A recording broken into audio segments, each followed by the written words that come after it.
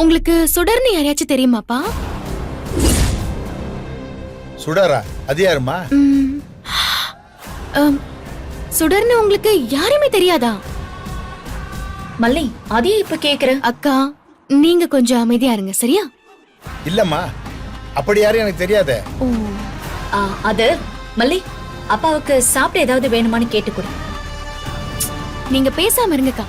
அப்பா, நம்ம சொந்தக்காரங்க தெரிஞ்சவங்க அப்படி யாருமே சுடருங்கிற பேர்ல இல்லையா? நிச்சயமா இல்லம்மா.